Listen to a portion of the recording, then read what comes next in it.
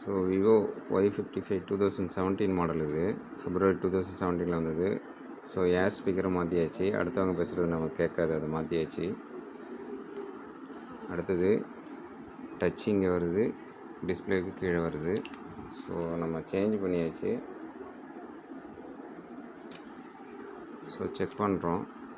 இந்த மாதிரி பாஸ்வேர்டு தெரியணும்னு அவசியம் இல்லை. நம்ம எமர்ஜென்சி காலை போட்டு டச் ஆட்டோமேட்டிக்காக இல்லாமல் எல்லா நம்பரும் கரெக்டாக விழுதான்னு செக் பண்ணால் போதும்.